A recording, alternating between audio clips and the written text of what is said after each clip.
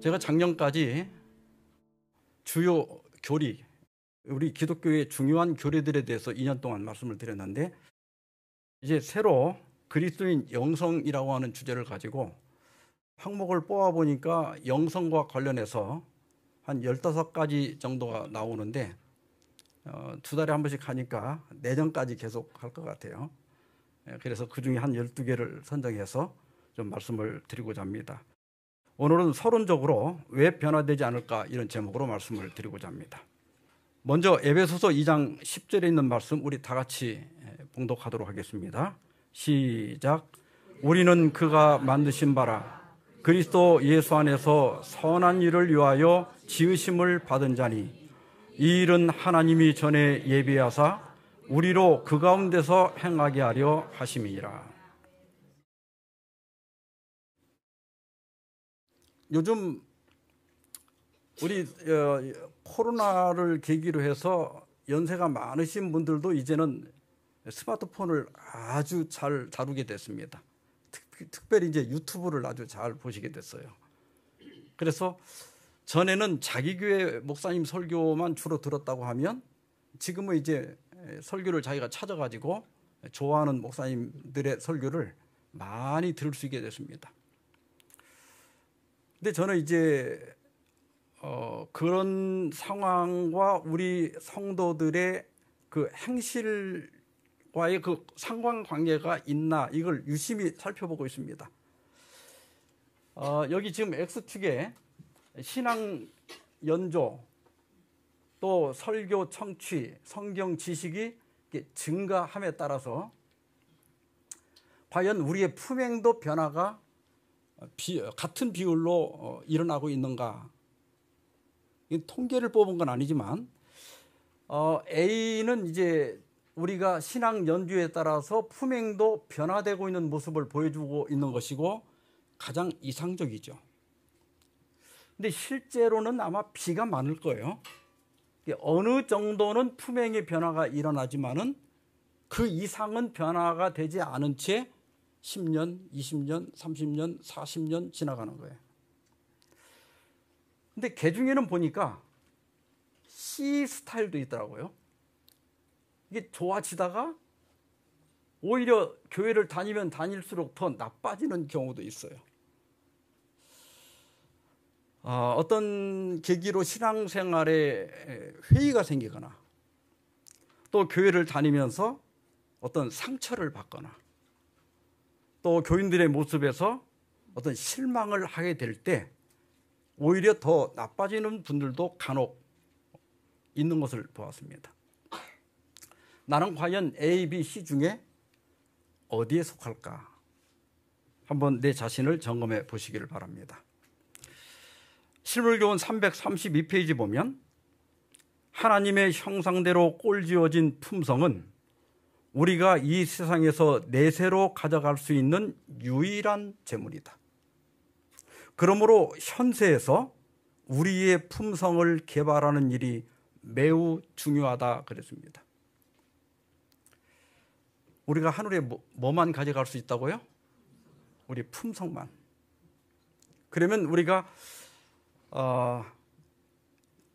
이 땅에 사는 동안에 가장 정성을 들이고 가장 관심을 가져야 할 것은 좋은 집을 사고 좋은 차를 갖고 좋은 살림을 들여놓는 게 아니라 우리의 품성을 가꾸는 일이겠죠.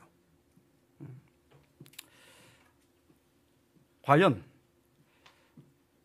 우리 교회는 이러한 그리스도의 품성을 보여주는데 탁월한 그런 교회인가? 저는 우리 교회는요, 우리의 믿음과 신념을 보여주는 전시장이라고 생각합니다. 그래서 세상에서 지치고 세상에서 상처받은 사람들이 교회에 이렇게 한 번 오면 한 번 온 만큼 치료가 돼야 된다고 생각해요. 근데 교회가 잘못하면, 우리 진리햇불교회는 그런 일이 없겠지만 오히려 어떤 사람들은 교회에 와서 상처를 더 받는 분들이 있어요. 이건 만약 그런 일이 일어난다면 우리가 신앙을 잘못하고 있는 겁니다. 1990년대를 기점으로 해서 이 세상이 크게 변화가 일어났습니다. 그 이전 세대는 소수의 엘리트가 집단을 인도했어요. 몇 지도자들, 몇 뛰어난 사람들이 하자는 대로 순종하는 편이었어요. 그러나 이제 1998년에 초고속 인터넷이 보급되고 특별히 2009년에 스마트폰이 보급되면서 이런 정보통신 기술의 발달은 정보의 접근성이 향상되고 옛날에는 모르니까 아는 사람에게 순종할 수밖에 없었어요. 네팔은 지금 그 카스 제도가 그대로 있잖아요. 근데 제일 상위 계급이 브라만 계층인데 그 사람들이 누군지 아세요? 왕은 그 밑에예요. 근데 왕보다 더 높은 계급이 있어요. 그 브라만인데 제사장 그룹이에요. 그러니까 이 인도나 이 지역은 힌두교 지역에는 여러 신들을 많이 섬기니까 그 각각의 신들마다 제사 지내는 방법이 다 다르고 복잡해서 일반인들은 알지도 못해. 그러니까 왕도 제사를 지내려면 누구한테 물어봐야 돼요? 제사장한테 가서 물어봐야 돼. 그러니까 사제들이 제일 높아요. 그러니까 옛날에는 이게 지식을 가진 사람들이 리더를 했어요. 근데 지금은 정보의 접근성이 향상되고 일반 대중의 지식 수준과 참여의식이 증가하게 됐습니다.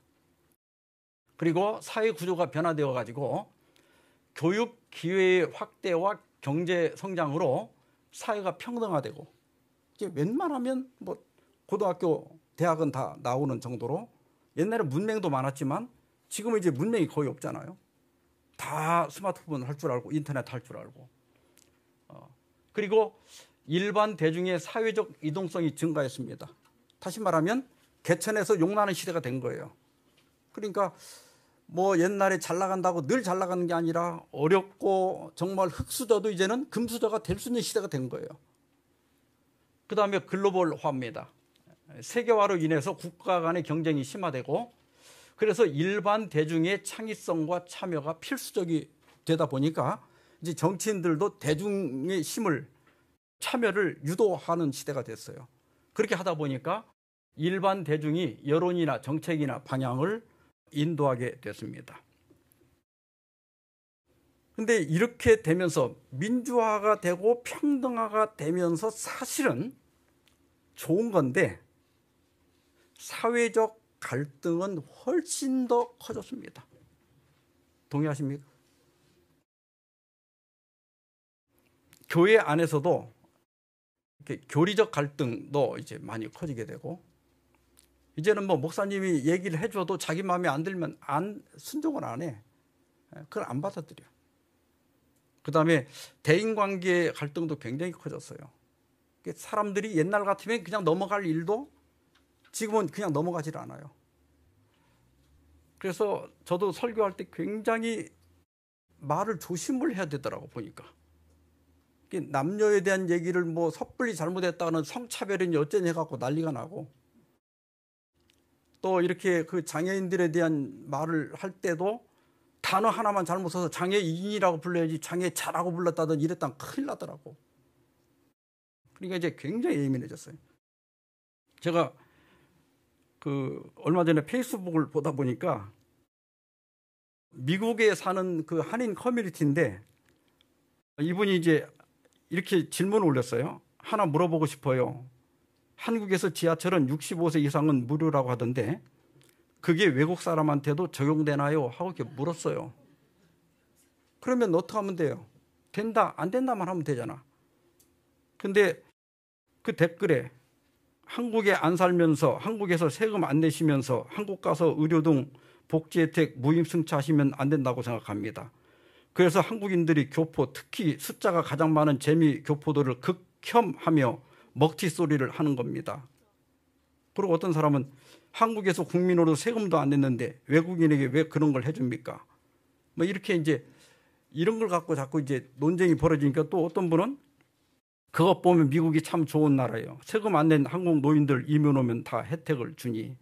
이래가지고 이제 그냥 지하철, 외국인들이 지하철 탈 때 65세 넘은 사람도 무료냐 아니냐 이거 물어본 건데, 이제 미국은 다 해주고 한국은 왜 또 먹튀하려고 하냐, 뭐 혜택만 받으려고 하냐, 세금도 안 내놓고 무슨 혜택을 바라냐, 이라고 댓글이 한 120개가 달렸어.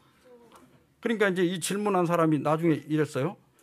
그냥 정보를 여쭤본 건데 판단을 해주시네요. 이랬어. 이게 사람들이 너무 예민해졌어요. 교회에서도 뭐 어떻게 말 한마디 하다가 좀 이렇게 좀 거슬리는 말을 할 수도 있고 하면 넘어가도 되는데, 그런 거 갖고 상처를 받고 잠을 못 자고 교회를 뭐 옮기느니 마느니 하고, 이게 사람들이 더 나빠진 것 같아요. 제가 볼 때는. 이게 다 원인이 뭐냐? 영성의 부족입니다. 야고보 4장 1, 2절에 보면 너희 중에 싸움이 어디로부터, 다툼이 어디로부터 나느냐. 여기 싸움은 집단 싸움이에요. 그 다음에 다툼은 개인적인 다툼을 말하는 거예요. 너희 지체 중에서 싸우는 정욕으로부터 나는 것이 아니냐. 여기 정욕이라고 하는 말은 헬라어로 헤도논인데 즐거운 것 혹은 쾌락의 추구, 이런 뜻이에요. 다시 말하면 너 좋은 대로 하려고 하는 것 아니냐. 싸움의 원인은 네가 좋은 대로, 너 편한 대로 하려다가 싸우는 거 아니냐. 네 고집대로만 하려다 싸우는 거 아니냐, 이런 뜻이에요. 그러면서 너희는 욕심을 내어도 얻지 못하여 살인하며, 여기 살인은 진짜 살인이 아니라 미워한다는 뜻이에요. 아주 살인할 정도로 증오하며, 그 다음에 시기하여도 능히 취하지 못함으로 다투고 싸우는도다. 여기 자기 정욕 때문에 싸운다. 이게 뭐냐면, 여러분 이게 손깍지를 한번 껴보세요. 이게 끼고 엄지손가락이 오른쪽 손 엄지가 위로 올라갔나 왼쪽이 위로 올라갔나 한번 보세요. 그리고 옆에 사람, 뒷사람하고 한번 보세요. 다 똑같은가 다른가? 다르죠? 오른손 엄지가 위로 올라가야 돼요? 왼손 엄지가 위로 올라가는 게 맞아요? 어떤 게 맞아요? 둘 다 맞죠? 상관없죠? 근데 이렇게 바꿔보세요. 손가락 하나만 이렇게 바꿔서 이제 다른 쪽 엄지가 위로 올라가게 해보세요. 그리고 손을 이렇게 움직여서 편해지나 한번 보세요. 편해져요? 굉장히 불편하죠. 근데 나는 불편한데 아까 그 사람은 나하고 반대로 하면서도 편했다고 그랬잖아요. 우리가 이걸 깨달아야 돼. 나한테 편한 것이 다른 사람에게는 불편할 수 있다. 그러니까 교회에서 어떤 일을 할 때 내가 하는 방식으로 하자고 고집을 부리는 건 그게 나한테 편하니까 그런 거야. 근데 상대가 그건 잘못됐다고 하는 건 그 사람한테는 불편하니까 그러는 거예요. 그러면 우리가 교회를 다니면서 내가 하자는 대로 100% 하려고 하면 다툼이 일어나는 거예요. 언제나 내가 하자는 대로 100% 하면 불편한 사람이 있구나, 이걸 깨달아야 돼요.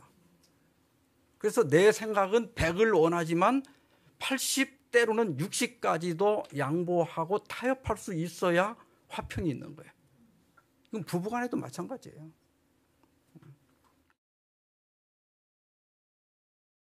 창세기 1장 26절 27절에 보면 하나님이 우리 사람을 만들 때 자기 형상, 곧 하나님의 형상대로 사람을 창조하시되 남자와 여자를 창조하셨다. 그래서 우리가 하나님의 형상을 가지고 있을 때 하나님처럼 우리가 생각하고 판단하고 말할 수 있는 상태에 있는 것을 영성이라고 하는 거예요. 영적인 사람이라고 하는 거예요. 그런데 우리 인간이 범죄함으로 이 하나님의 형상이 파괴됐습니다.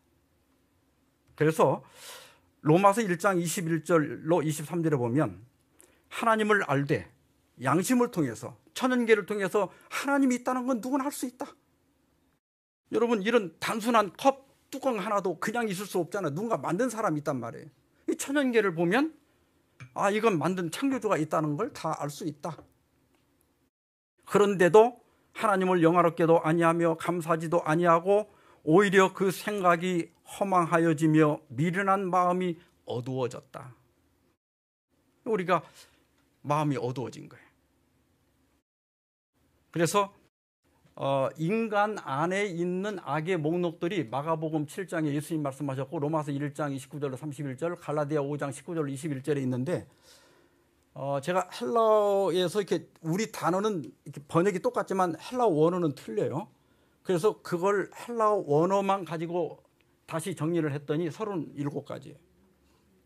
악한 생각, 음란, 도둑질, 살인, 간음, 탐욕, 악독, 적입니다.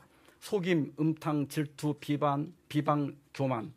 이게 예수님 말씀하신 거고, 그 다음에 우매, 불의, 이게 엄청 많죠. 요즘 챗 GPT가 인기잖아요. 그래서 챗 GPT한테 타락으로 인한 인간의 죄성을 좀 이렇게 정리를 해달라고 그랬어요. 그랬더니 자기 중심적인 성향이 생겼다. 독선, 자기만 옳다고 믿고 자기 뜻대로만 하려고 하는 것. 독선. 두 번째는 탐욕입니다. 물질적인 것들에 대한 과도한 욕망. 그 다음에 질투, 타인의 소유나 성취를 시기하는 것. 분노, 자신의 뜻대로 되지 않을 때 억울해하고 화를 낸다. 그 다음에 나태, 해야 할 일을 미루거나 회피한다. 이건 자기 중심적인 성향이 생겼고, 그 다음에 타인과의 관계에서는 교만, 거짓말, 속임, 비방, 분쟁. 이런 것들이 다 하나님의 형상이 파괴됨으로 또 우리가 타락해서 생긴 죄성들이에요. 그 다음에 하나님과의 관계에서는 불신, 하나님의 존재나 능력을 믿지 않거나 의심하는 것. 그 다음에 불순종, 하나님의 뜻을 따르지 않고 자신의 뜻대로 행동하는 것. 배은망덕, 하나님의 은혜를 잊고 감사하지 않는 것. 그 다음에 우상숭배, 하나님 대신 다른 것을 숭배하거나 의지하는 겁니다. 그리고 기타 해가지고 선악을 판단하는 능력을 상실했다. 선악을 구별하는 능력이 흐릿해져서 잘못된 행동을 저지를 위험이 있다. 그 다음에 죄의식, 자신의 잘못된 행동에 대한 죄책감과 부끄러움을 느끼고 있다. 그 다음에 죽음에 대한 두려움. 하나도 틀린 얘기가 아니죠. 근데 이런 목록들을 제가 이렇게 쭉 보면서 이게 다 우리 속에 있단 말이에요. 그러니까 인간같이 악하고 더러운 존재가 없는 거예요. 그걸 우리가 인정해야 돼요. 나를 너무 긍정하면 안 돼요. 인간같이 이렇게 더럽고 이렇게 사악한 존재가 없어요. 개도 이렇게 악하지 않아요. 사자도 사람처럼 악하지는 않아요. 그러면 구속이라고 하는 게 뭐냐? 교육 15페이지 보면 사람을 창조하신 하나님의 목적이 실현되도록 사람에게서 창조주의 형상을 회복시키는 것. 다시 말해 몸과 마음과 영혼의 발달을 증진시켜 사람으로 하여금 창조되던 당시에 완전한 상태로 돌아가게 하는 것이 구속 사업이다. 이것이 또 교육의 목적인 동시에 인생의 위대한 목적이기도 하다. 우리가 교회 다니고 예수님 잘 믿어서 구원받고 죄 용서받고 또 의롭다함을 받고 또 하늘에 가고 또 영생을 얻는 것도 우리 신앙의 목적이지만 우리가 하나님의 형상이 회복되지 않으면 그거 하나도 우리 것이 되지 않아요. 그러니까 우리가 신앙생활 하면서 가장 중요한 게 뭐냐면 그리스도인 영성을 회복하는 겁니다. 그러니까 학교 교육도 바로 하나님의 형상을 회복하는 것이 교육의 목적이에요. 그래서 우리 삼육학교가 여기서 따온 거예요. 몸과 마음과 영혼의 발달, 이걸 지형체로 바꾼 거예요. 그래서 세 가지를 양육한다 해서 삼육이라고 이름을 지은 거예요. 그 다음에 이것이 바로 인생의 위대한 목적이기도 하다. 그래서 여러분, 우리가 어떤 직업을 가졌던 또 우리가 신앙을 몇 년을 했던 우리 목적을 어디다 두고 살아야 하는가 하면 내 안에 창조주의 형상을 회복하는 것, 여기에 목적을 두고 기도도 하고 성경도 읽고 설교도 듣고 헌금도 하고 교회도 다녀야 돼. 그러니까 이 모든 것이 다 뭐 하려고 하는 거예요? 하나님의 형상을 회복하기 위해서 하는 거예요. 그 본질을 잃어버리게 되면 우리가 하는 것들이 아무것도 아니에요. 그러면 영성이라는 게 뭐냐? 사실 영성에 대한 합의된 단일 정의는 없습니다. 맥케롤이라고 하는 사람이 영성을 주제로 해서 논문을 쓰면서 이렇게 조사를 해보니까 이렇게 유명한 알려진 그 정의가 27개가 있는데 그 중에 하나도 합의된 건 없었다고 그랬어요. 영성에 대한 합의가 다 달라, 의미가. 그런데 우리 표준 국어 대사전에 보면 사람의 신령한 품성이나 성질이다 이렇게 했는데 어느 정도는 맞는 말이에요. 이게 영이라고 하는 것은 육에 반대되는 개념으로 쓰였거든요. 그러니까 사람의 육체보다는 품성이나 성질을 가리키는 거예요. 근데 위키백과에 보면 전통적으로 영성은 세계 종교의 창시자들과 성경에 의해 예시된 바와 같이 하나님의 형상을 지향하는 인간의 본래 모습을 회복하는 것을 목표로 하는 종교적 재형성 과정을 의미했다. 이 용어는 초기 기독교 내에서 성령을 향한 삶을 지향하는 것을 의미하는 데 사용되었고 중세 후기에는 삶의 정신적 측면까지 포함하도록 확장되었다. 그래서 마지막 이 영성에 대한 정의는 제가 또 연수원에서 영성 연구 또 훈련 교육을 10년 동안 했잖아요. 9년 좀 넘게 했는데 그때 내린 정의입니다.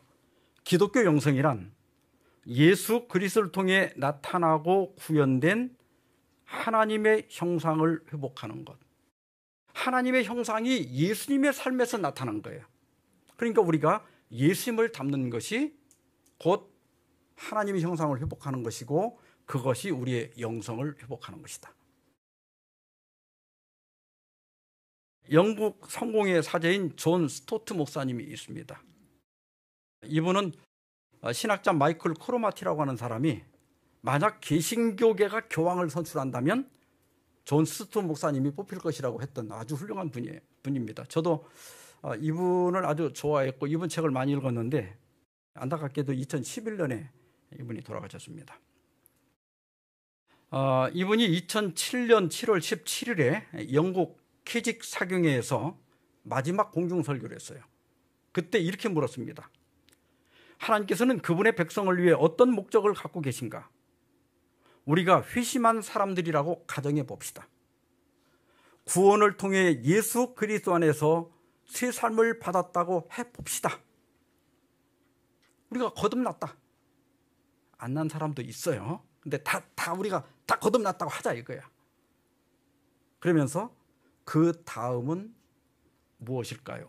이렇게 물었어요. 그리고 이렇게 답변하셨습니다.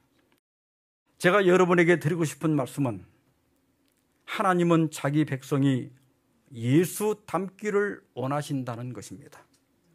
예수 닮음은 하나님 백성을 위한 하나님의 의지입니다. 그래서 우리는 모든 신앙과 관련된 것들은 전부가 다 뭐 하기 위한 거예요? 예수님을 닮기 위한 거예요. 헌금을 넣을 때도 그냥 저기다 이렇게 넣지 말고 기도하면서 넣으세요. 우리가 남을 위해서 정기적으로 이렇게 어려운 사람들을 도와주기 위해서 돈을 떼놓는 거, 이거 다 내가 품성 변화되려고 하는 거예요. 내가 하나님 선교 사업을 위해서 헌금 드리는 거, 그거 다른 사람 같으면 그 돈을 왜 헌금 드립니까? 나를 위해서 쓰지. 근데 우리가 하나님 사업에 그걸 드릴 때 내 이기심을 제거하는 거예요. 그리고 이 모든 소유가 하나님께로부터 왔음을 인정하는 거예요. 그래 하나님과의 관계를 더 돈독하게 하는 거예요. 그래서 예수님을 내가 얼마나 닮았을까를 알아보는 것을 영적 지수라고 그래요. IQ, 지능지수죠. 이건 1900년대 초에 개발이 돼가지고 지금 우리가 사용하는 것은 1939년에 만들어진 거예요. 이게 IQ라고 하는 것은 세상을 이해하고 합리적으로 사고하며 어려움을 직면했을 때 자원을 효과적으로 사용할 수 있는 능력. 지금 이제 펠트먼이 만든 거 갖고 지금까지 사용하고 있습니다. 그러다가 이제 1990년대 후반 와서 다니엘 골먼이라고 하는 사람이 EQ, 감성지수가 IQ보다 더 중요하다. 그럼 감성지수가 뭐냐? 삶의 굴곡에 효과적으로 대처할 수 있도록 자신의 감정을 긍정적인 방식으로 관리하는 능력이다. 이런 거 다 설명하려면 시간이 많이 걸리고요. 그러다가 이제 2000년대 넘어와서 영적 지수가 관심을 받기 시작했습니다. 그 영적 지수는 영적 정보와 경험을 지각하고 자신보다 더 큰 무언가와 연결되고 더 높은 의식을 활용하는 능력이다. 그래서 이런 영적 지수가 높은 사람은 동정심과 공감 능력이 뛰어나고 삶의 목적과 의미에 대한 감각이 더 큰 경우가 많다 그랬어요. 이게 이제 사회적 정의예요. 그러니까 기독교인이라고 하는 분들은 우리가 교회를 다닌다고 하는 것은 이렇게 손으로 만져지는 물질적인 것에만 관심을 갖는 것이 아니라 우리가 만질 수는 없지만은 그러나 우리 마음속에 역사하시는 신적인 능력을 인식하고 그걸 경험하는 사람들이에요. 그런데 오늘날 기독교인들이 이러한 신적 능력에 대한 인식이 거의 없고 관심이 없고 그냥 일반인하고 똑같이 직장 다니듯이 교회 다니고 그냥 밥 먹고 사는 거예요. 그러니까 교회를 아무리 오래 다니고 많은 설교를 들어도 호기심은 충족이 되고 지적 충족은 되는데 변화는 안 되는 거예요. 그러니까 어떤 목사님이 얼마나 새로운 것으로 얼마나 나에게 감동을 주면서 재밌게 설교를 잘하는가에 관심이 있지 그 설교를 들음으로써 내가 얼마나 들은 만큼 변화되고 있는가를 점검하지 않는다는 거예요. 영적 지수가 낮은 거예요. 오늘 본문에 우리는 그가 만드신 바라. 여기 만들었다고 하는 말이 이 세상을 창조할 때 그 단어와 같은 거예요. 그러니까 우리가 재창조되었다는 거예요. 아까 그 죄로 말미암아 그렇게 사악해진 우리가 하나님으로 말미암아 다시 재창조됐다. 그럼 왜 창조되었느냐? 그리스도 예수 안에서 선한 일을 위하여 지으심을 받았다는 거예요. 그러면서 이건 하나님이 예비했다. 이건 뭐냐면 구속의 계획 속에 창세전에 구속의 계획을 세울 때 죄인인 인간을 구원하셔서 재창조하고 다시 말하면 거듭나게 할 때 그 거듭나게 함으로써 선한 일을 하고 그 가운데서 행하게 하려고 계획을 하셨다는 거예요. 이게 우리가 거듭나고 변화된 삶을 살고 영성을 높이는 것은 하나님의 구속의 계획 속에 들어있고 또 하나님이 우리를 구원하신 중요한 목적이 된다고 하는 것입니다. 여기 그 가운데서 행하게 이 말이 에베소 2장 10절에 나오는데 1, 2절에도 나와요. 그는 허물과 죄로 죽었던 너희를 살리셨도다. 그때 너희는 그 가운데서 행하여 여기도 허물과 죄 가운데 행하던 우리를 선한 일을 행하도록 구원하셨다. 이렇게 대조적으로 말씀하고 있습니다. 성경 주석에 보면 선한 일 가운데 행하는 것은 요구받아서가 아니라 신자의 삶에 창조된 새 생명이 자연스럽게 표현되는 습관적인 행동이어야 한다. 이렇게 억지로 꾸며서 노력해서 막 하기 싫은데 그래도 성경에 있으니까 또 내가 집사니까 내가 또 구원받아야 되니까 이게 억지로 하는 게 아니라 새 생명이 이 안에 있어서 우러나야 된다는 거야. 체면으로 하지 말고 다른 사람이 보니까 하는 게 아니라 내면에 새로운 동기가 있어야 된다는 거예요. 어떤 사람이 선한 일 가운데 행하지 않는다면 그가 은혜를 받았는지 거듭났는지 마땅히 질문을 받아야 한다.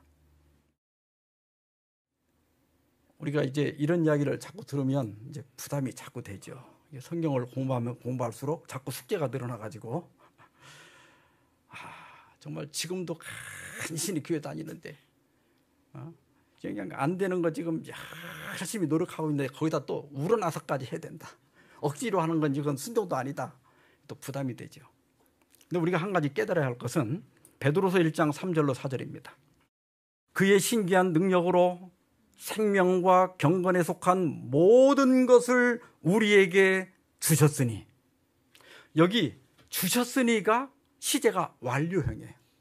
그러니까 우리가 여기 생명과 경건에 속한 모든 것을 지금부터 받는 게 아니라, 지금부터 얻어야 되는 게 아니라, 예수 믿고 침례받고 거듭난 너에게는 이미 주어져 있다는 거예요. 우리 안에 이런 능력이 있다는 걸 알아야 되는 거예요. 이는 자기의 영광과 덕으로서 우리를 부르신 이를 알므로 말미암음이라. 이로써 그 보배롭고 지극히 큰 약속을 우리에게 주사, 이 약속으로 말미암아 너희가 정욕 때문에 세상에서 썩어질 것을 피하여, 아까 썩어질 것들은 여러 가지 죄악적인 것들이에요. 그걸 피하여 신성한 성품에 참여하는 자가 되게 하려 하셨느니라. 우리 안에 이 하나님의 영이, 영성이 거듭난 우리에게, 예수님을 믿는 우리에게는 이미 주어져 있다는 걸 깨닫는 것, 이게 굉장히 중요한 거예요. 우리 어린이들한테 제가 설교할 때마다 항상 어려운 설교를 해서 미안해서 오늘 동화를 하나 가지고 왔어요. 미운 오리 새끼. 백조알 하나가 이렇게 오리 둥지에서 깨어나게 됐습니다. 오리들이 보니까 이게 완전 잘못된 거야. 그래서 이제 미운 오리가 된 거예요. 그래서 친구들이 맨날 놀리고 외모 때문에 조롱을 당했습니다. 이 백조가 그 조롱과 외로움을 견디면서 이제 겨울이 지나가고 봄이 왔어요. 근데 그 봄에 물속에 비친 자신의 모습을 보니까 아이고, 자기는 오리가 아니라 백조였어요. 그래서 그 전에는 어떻게 하면 나도 오리처럼 살까를 연습을 하며 살았어요. 근데 이제는 어떻게 하는 거예요? 오리처럼 살 존재가 내가 아니구나. 나는 백조구나. 그래서 이제 하늘을 날아서 백조로 살아가기 시작했다는 거예요. 그러니까 이 미운 오리가 자기가 오리인 줄 알았을 때, 내가 백조인 줄을 몰랐을 때는 자꾸 누구처럼 살려고 그래요? 오리처럼 살려고 그래요. 그러나 자기가 백조라는 걸 깨달았을 때는 이제는 내가 오리처럼 살지 않고 백조처럼 살려고 하는 거예요. 우리 안에는 하나님의 신성한 능력이 이미 주어져 있다는 사실을 깨달아야 돼요. 근데 왜 내가 변화되지 않았을까? 왜 내가, 우리 부부끼리도 맨날 그냥 서로 싸우고 미워하고 그럴까? 난 이게 왜 안 될까? 내 안에 능력이 없어서가 아니라 이미 나는 백조인데 내가 백조라는 걸 모르니까 그냥 오리의 삶을 그대로 살았기 때문에 그래요. 이게 잘 보셔야 되는데, 고린도서 13장 5절에 예수 그리스도께서 너희 안에 계신 줄을 너희가 스스로 알지 못하느냐? 그렇지 않으면 너희는 버림받은 자니라. 우리 안에 누가 계셔야 된다고요? 예수님이. 그러면 우리 안에 예수님이 계시다는 게 무슨 뜻이냐? 고린도전서 3장 16절에 너희는 너희가 하나님의 성전인 것과 하나님의 성령이 너희 안에 거하시는 것을 알지 못하느냐? 그러니까 예수님이 우리 안에 계신다고 하는 것은 성령이 우리 안에 계신다는 뜻이에요. 그러면 성령이 우리 안에 있다는 건 무슨 뜻인가? 요한복음 6장 63절에 내가 너희에게 이른 말은 뭐라고 그랬어요?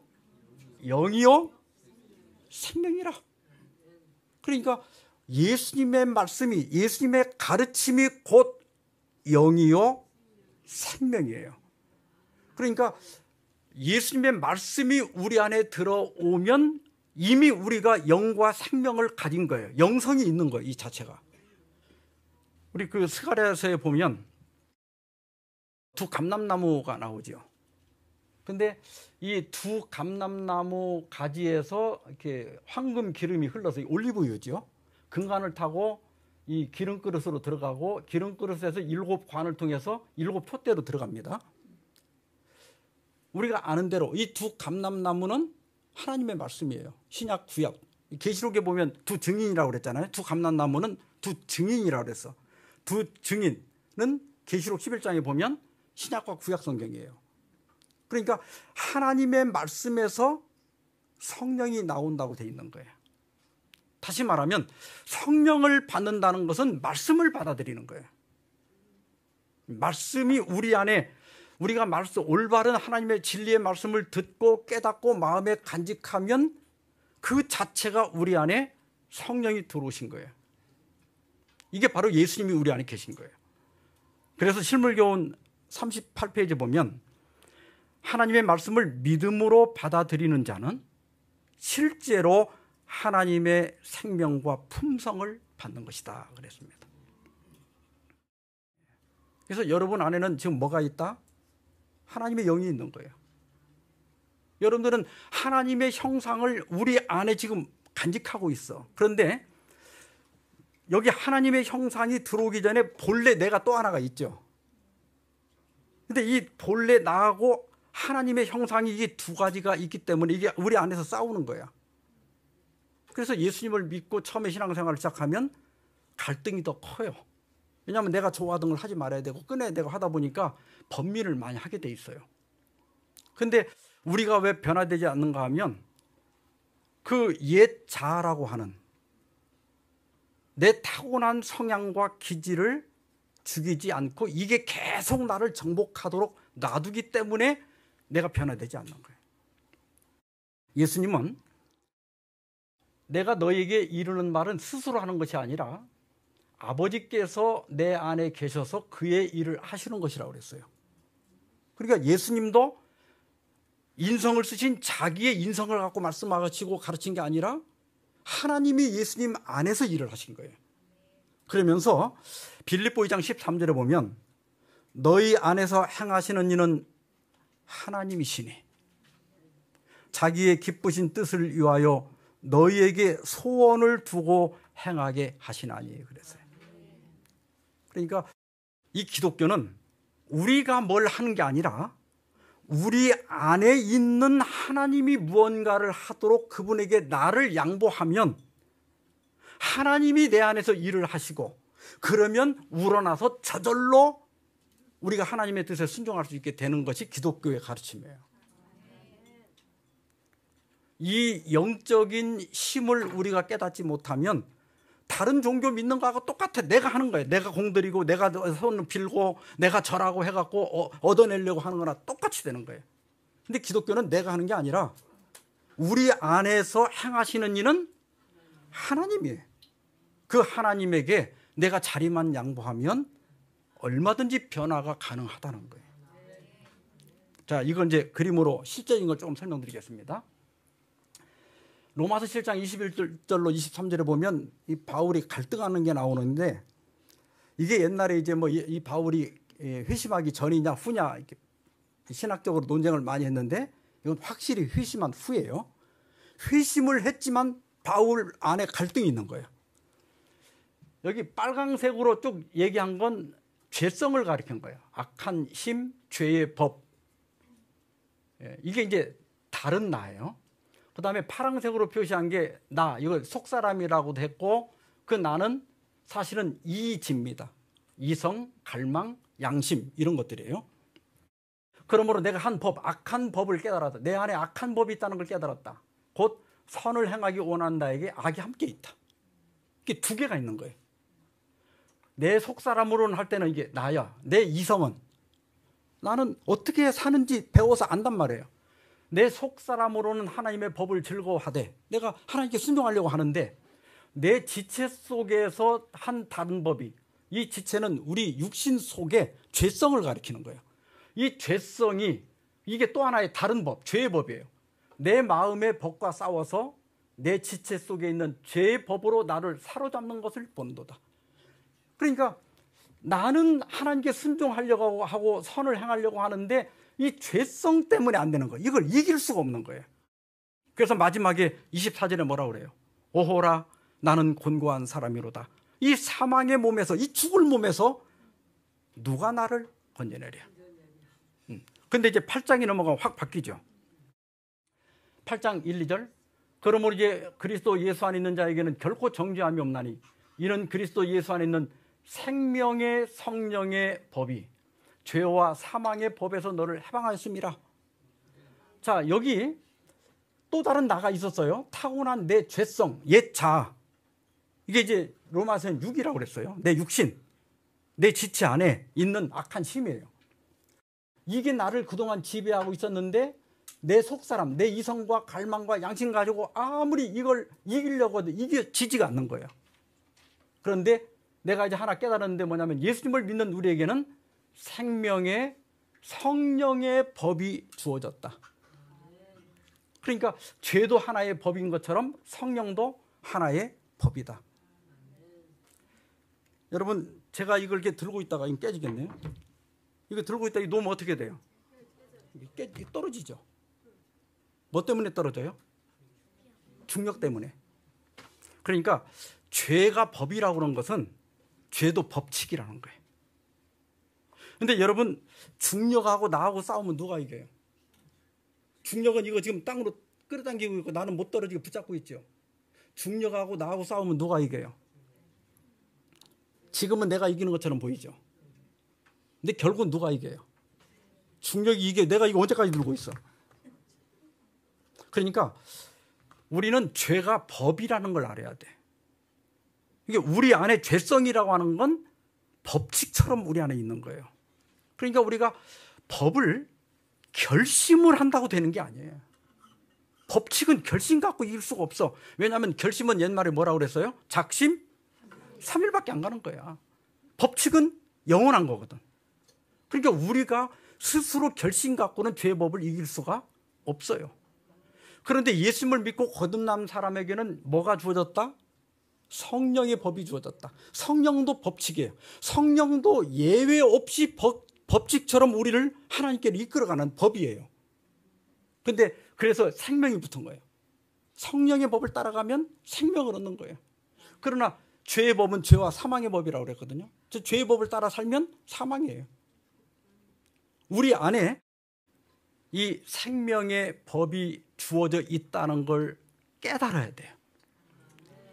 그래서 엘렌 화이트는 거듭나는 것은 새로운 동기, 새로운 취미, 여기 취미라고 번역됐지만 테이스트하면 입맛이라고도 돼 있고 또 좀 취향, 취미보다는 어떤 그 취향이 있잖아요. 내가 좋아하는 거. 그 다음에 새로운 경향을 갖는 데 있다. 성령으로 말미암아 새로운 생애로 거듭난 사람들은 하나님의 성품에 참여하는 자들이 되었다. 그러므로 그들의 모든 습관과 행위에서 그리스도께 대한 관계를 증거할 것이다. 그러니까 거듭난 우리는 성령이 우리 안에 계신다면 우리는 동기가 새로워졌고 취향이 새로워졌고 경향이 달라졌어요. 그래서 전에 좋아하던 것을 싫어하게 되고 전에 싫어하던 것을 좋아하게 되는 거예요. 진짜 거듭난 사람은 옛날에는 말씀을 보면 잠이 왔는데 말씀을 보면 잠이 안 와. 밤을 새게 돼. 이건 우리 안에 성령이 작동하기 시작한 거예요. 옛날에는 기도하면 그냥 30초도 못 했는데 30분을 해도 기도가 안 끝나. 이건 지금 이 영성이 살아나고 있는 거예요.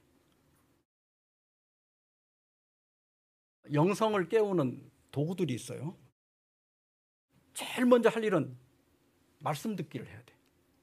자꾸 들어야 돼요. 들을 때 하나님의 품성이 우리 안에 들어오는 거예요. 성경의 가르침 교훈은 하나님의 품성이에요. 율법은 하나님의 품성의 표현이거든요. 그러니까 하나님의 율법을 배우고 말씀을 배우는 건 하나님의 품성이 우리 안에 들어오는 거예요. 그 다음에 두 번째는 성령을 인식해야 돼. 그러니까 우리가 육적인 것만 이렇게 따지며 살지 말고 졸리다, 피곤하다, 배고프다, 목마르다 이런 것만 생각하지 말고 우리 안에 계속 호소하시고 가르치시고 말씀하시는 그 성령을 이렇게 자꾸 의식하며 살아야 돼. 근데 이 스마트폰이 이게 좋기도 하지만 이게 문제인 것 같아. 이게. 저도 이제 시간이 없으니까 이렇게 출퇴근할 때 주로 이제 어떤 신학적인 강의 같은 거 들을 게 있으면 이게 귀다 꽂고 듣고 다녔거든요. 근데 제가 어느 날 가만히 생각해 보니까 내가 생각하는 시간이 거의 없더라고. 자기 전에도 이거 보다가 잠들고 길을 걸어갈 때도 이거 보고 있고 책상에 앉으면 이제 성경 설교 준비하고 그러니까 내가 나를 돌아보고 생각하는 시간이 없는 거예요. 그래서 이제부터는 이렇게 출퇴근하거나 운동할 때 이렇게 걸을 때 이거 빼고 이거 안 듣고 걸어 보니까 바람도 느껴지고 물소리도 느껴지고 그 냇가에 새도 보이고 푸른 잎도 보이고 눈 오는 것도 보이고 그때부터 이런 게 보이는 거예요. 그러면서 이제 생각을 하게 되는 거예요. 그래서 여러분, 이 문명의 기기가 좋지만 하루에 일정 시간은 이런 거 자꾸 집어넣고 보고 듣기만 하지 말고, 우리 청년들은 보면 공부할 때도 뭐 틀어놓고 음악 틀어놓고 해. 근데 조금 뇌를 쉬어줘야 돼. 그런 걸 끊고 성령의 음성을 듣는 시간을 가져야 돼. 아침에 기도력을 읽었으면 그거 읽은 거 나이 60 넘으면요 1시간만 지나도 제목도 생각도 안 나. 그러니까 이걸 또 묵상을 해야 돼. 그 말씀을 또 한번 이렇게 생각하고 그 다음에 내가 마음속으로 늘 기도를 해야 돼요. 제가 오늘 이런 걸 깨달았는데 이것이 내 삶 속에 구현되도록 도와주십시오. 이렇게 기도하지 않으면 여러분, 설교 아무리 유명하고 아무리 감동적이고 아무리 논리적인 설교를 많이 듣는다 할지라도 지식은 느는데 절대로 품성이 변화되지 않아요. 품성만 변화되지 않는 게 아니라 여러분들의 삶도 행위도 변화되지 않아. 여전히 승질 내고 여전히 화내고 여전히 싸우고 여전히 따지고 여전히 까다로운 삶을 그냥 사는 거예요. 그래서 우리가 영성을 기르려고 하면 끊임없이 오늘 말씀을 들으시면 그 말씀 들은 것 중에 포인트를 몇 가지 잡아가지고 시간 날 때마다 기도해야 돼. 무릎 꿇지 않더라도 내가 길을 걸어가면서도 또 이제 묵상하며 기도하는 거예요. 주님, 제가 이게 안 됩니다. 이걸 좀 도와주십시오. 그러면 내가 노력해서 되는 게 아니라 나는 그렇게 기도하고 하나님께 의지하고 하나님의 능력을 내 안에서 일깨움으로써 하나님이 내 안에서 일을 하실 때 우리 안에 있는 영성이 드러나게 되는 것입니다. 말씀을 줄이면서 그 예수님의 생애에 이방인이 2번 찾아와요. 태어났을 때는 누가 찾아왔어요? 동방 박사들이 찾아왔고, 예수님 십자가 직전에는 헬라인들이 찾아왔어요. 그 동방 박사들도 유대인의 왕을 찾았고, 헬라인들은 와서 뭐라고 했는가 하면 빌립에게 말하기를, 선생이요, 우리가 예수를 배우고자 하나이다.